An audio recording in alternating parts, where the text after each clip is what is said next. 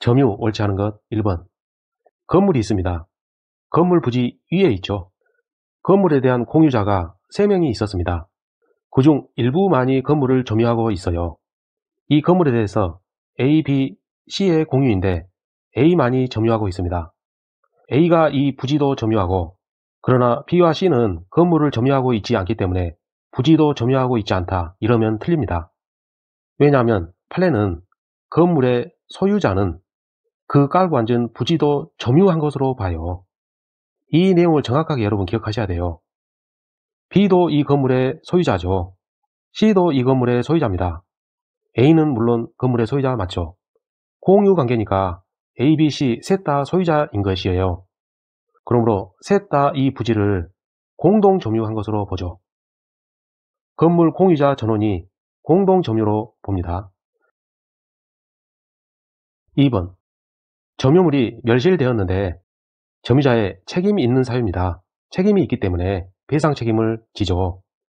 문제는 얼마만큼 배상 책임을 지느냐죠. 암기하셔야 됩니다. 멸실훼손의 경우에서 선자현입니다.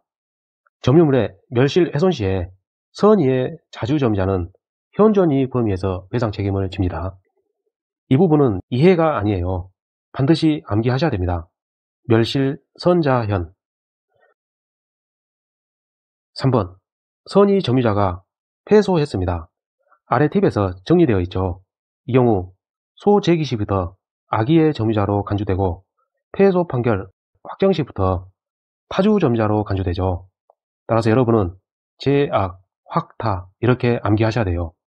이런 것을 이해식으로 하면 또 틀리게 돼요. 반드시 암기하세요. 암기가 먼저입니다. 키워드는 확정, 확이죠. 확타입니다. 타주점이죠. 악의점유 틀렸어요. 정답은 3번. 4번. 점유의 특정 승계인은 예를 들어서 매수인을 생각하면 돼요. 반면에 상속은 포괄 승계라 하죠. 특정 승계인은 선택권이 있습니다. 자기의 점유만을 주장할 수도 있고 전 점유자의 점유까지 아울러서 주장할 수 있는 선택권이 있어요. 그러나 포괄 승계인은 이러한 선택권이 없습니다. 포괄 승계인은 피상속인의 점유를 그대로 이어받습니다. 선택하는 게 아니에요. 상속인 자기 점유만을 주장하는 그런 선택권이 없다는 뜻입니다. 이 두 가지를 구별해서 알아두세요. 5번. 점유의 소를 제기했으면 점유에 관한 내용을 주장해야 되는 것이지, 본권, 예를 들어서 소유권 주장을 하면 그 소유권 주장을 법원에서는 심리하지 않습니다. 점유에 기인한 소와 본권에 기인한 소는 별개예요. 점유의 소를 제기해놓고 소유권 이야기를 하면은 엉뚱한 이야기가 되는 것이죠. 서로 영향을 미치지 아니합니다. 점유에 관한 설명 옳지 않은 것 1번. 점유하고 있다면 그 점유하고 있는 물건에 대해서 소유권 등 적법한 권리가 있는 것으로 추정이 됩니다.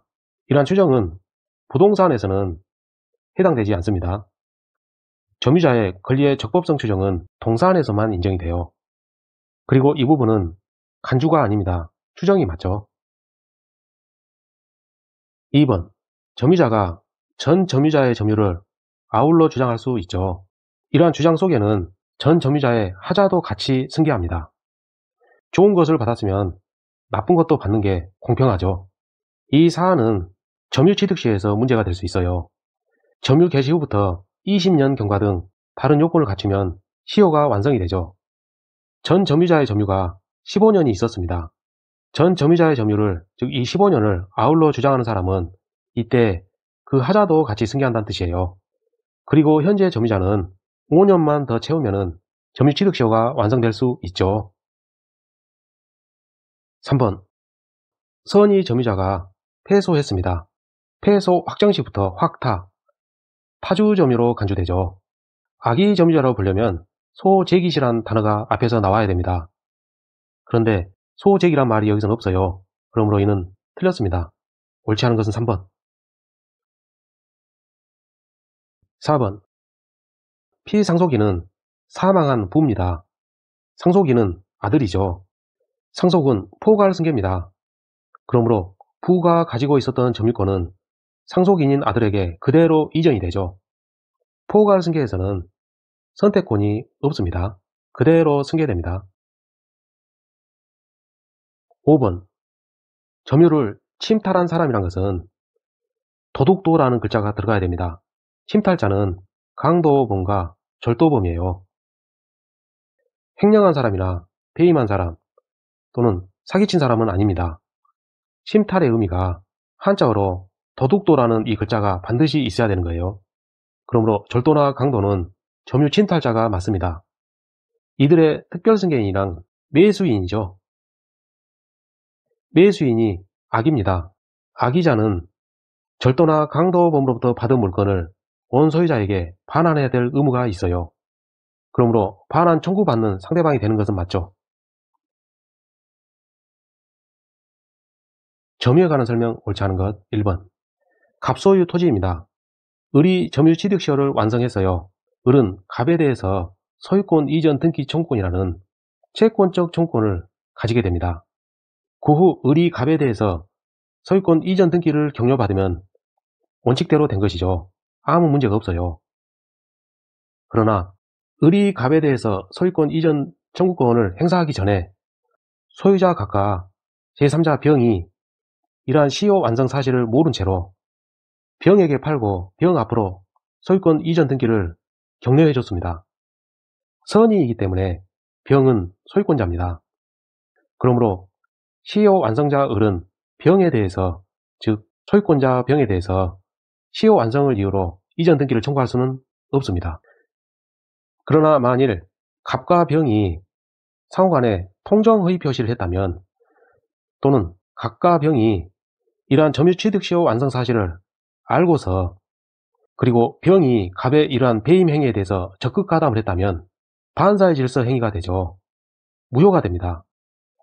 이때라면 을은 병에 대해서 직접 청구는 안되지만 소유권자 갑을 대의해서는 청구할 수도 있겠죠. 그러나 이 부분은 아직 판례가 없어서 단정하기는 어렵습니다. 설명이 다소 복잡했는데 단순하게 설명드릴게요. 을이 점유 취득 시효를 완성했습니다. 을은 갑에 대해서 소유권 이전 등기를 구할 수 있는 채권적 청구권을 가지고 있어요. 채권은 상대적 효력이죠. 갑에 대해서 행사할 수 있지 제3자 병에 대해서는 행사할 수 없는 것이 원칙입니다. 그리고 제3자 병이 취득시효 완성 사실을 몰랐어요. 병은 책임이 없어요. 선입니다. 그러므로 병이 매수해서 소유권 이전 등기까지 마쳤다면 병이 소유권자인 것이지 아직 등기를 격려받지 못한 을은 소유권자가 아닌 것이죠. 그러므로 결론적으로 을은 병에 대해서 등기를 청구할 수는 없습니다. 2번. 동산을 점유한 자는 그 동산에 대해서 권리를 추정받습니다. 부동산에 대해서는 적용되지 않습니다. 3번. 타인의 토지를 점유 경작해서 이득을 취했다는 것은 예를 들어서 콩을 심었습니다. 이 콩은 토지로부터 발생한 과실이죠. 과실 중에서 천연과실입니다. 과실 수취권은 선의 점유자에게 있죠. 여러분 암기하셔야 돼요. 이 부분도. 과치선으로 암기하세요. 과실 수취권은 선의 점유자에게 있습니다. 만일 여기에서 자주점유 그러면 틀려요. 외우세요. 단순하니까 잘 안 외워져요. 과치선으로 외우셔야 됩니다. 선의인지가 관건이죠.